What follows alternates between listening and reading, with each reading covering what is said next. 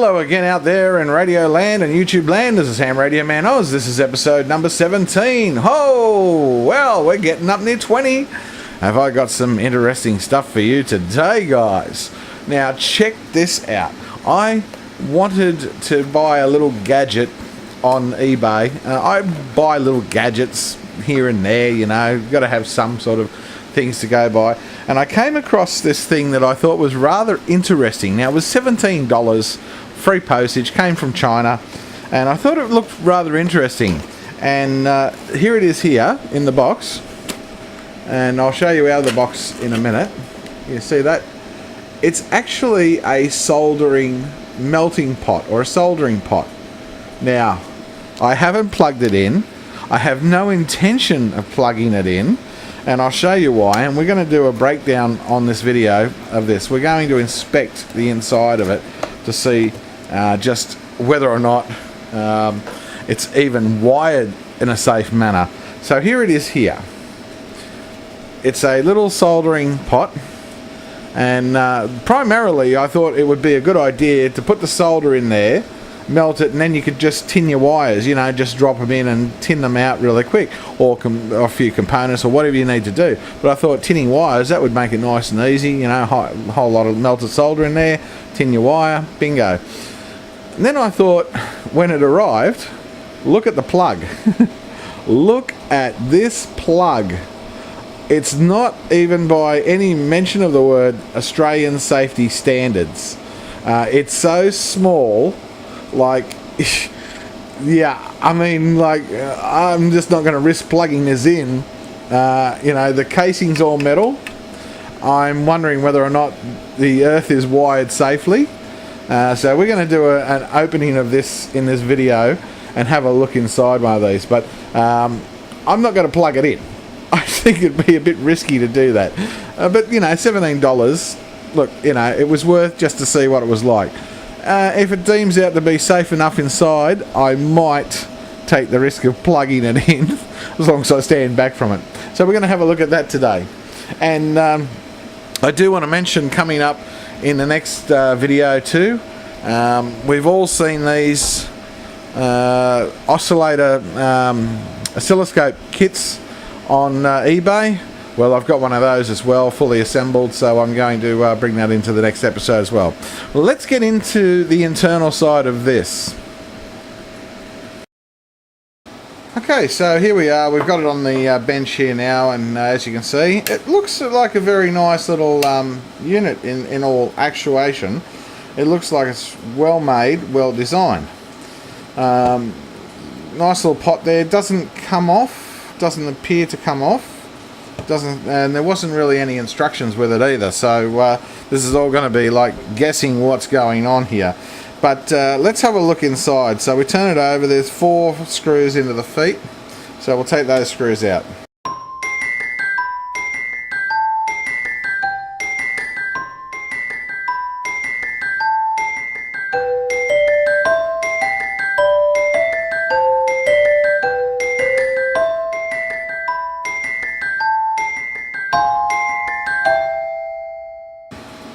Well, here we go. Alright, let's have a look. Get a load of this. Oh my goodness me. Okay, first of all, there's 2 wires going to the actual melting pot. They don't look like they're very, very stable. There's rather big soldered lot on that switch there. If you can see that, I'll zoom in on that. Look at that for a shonky job. There's no heat shrink around there. There's no protection of any arcing that could go across there. This wire is almost touching over here. There's a whole chunk of solder here, and these wires coming out of, look how thin they are, coming out of the 240 volts socket. There's a little circuit board here, so there's a little fuse there. The circuit board is wobbling around. Yeah, okay. The wire going to the pot itself is very very thin indeed. Going from here, I'll see if I can put that there. So there, that wire there is very thin going into the pot. Tiny little fuse. And yeah, the earth is on the 240 volt earth is on the chassis of the body. Now I don't know really, I'm not an electrician, I'm not a Sparky, I'm not 100% knowledgeable about 240 volts and that, but you've got the earth of the 240 volts going to the metal chassis. I don't know, is that a good thing? Is that a bad thing? You know, is there a risk of electrocution if I'm touching this while it's plugged in? Quite possibly. These wires are so thin that whole cord would have to be, the whole 240 volt lead would have to be replaced with Australian standard wiring. So yeah, there'd need to be a lot of improvement work on this before I'd even attempt to plug it into a 240 volt socket. I'm just not going to. Look how thin these wires are. They're like, you know, probably 2 mil, 3 mil in thickness, and that's your active. That's your active there.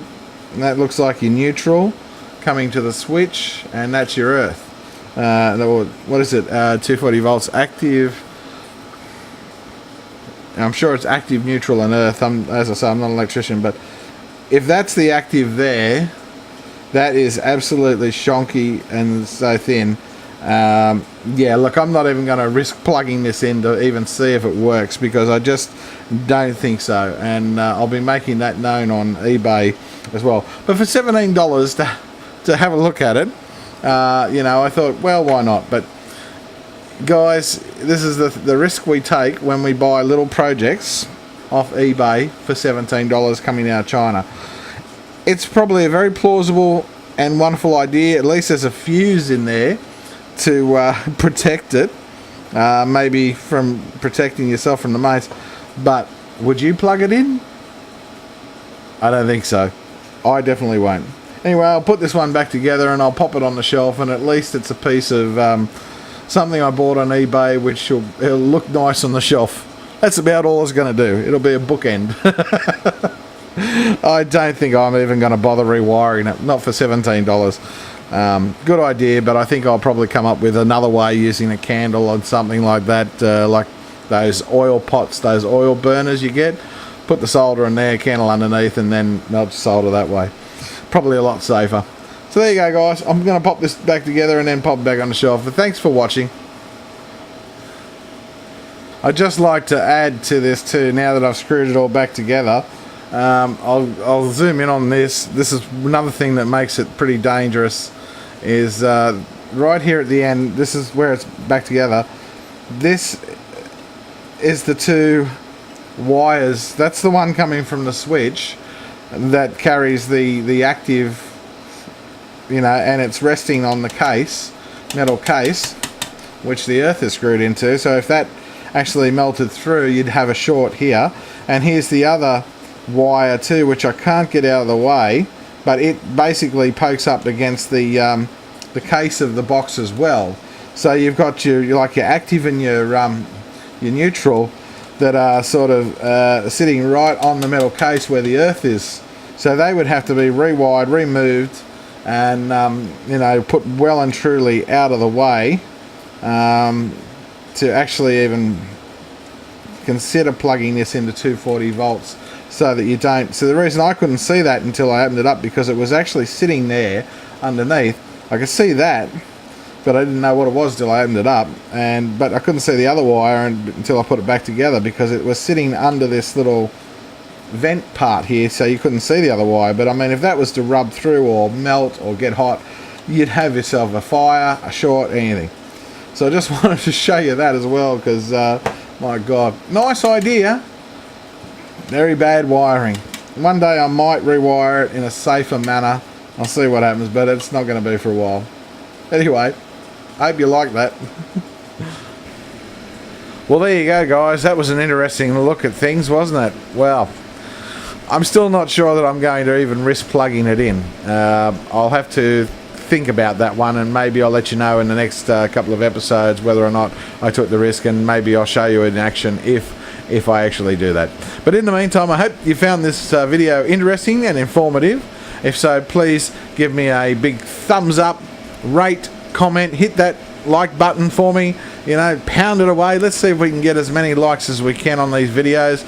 Keep this channel going. I'm going to have a lot more exciting stuff to come. In the meantime, thanks guys for watching again. This is Ham Radio Man Oz 73s. Cheers.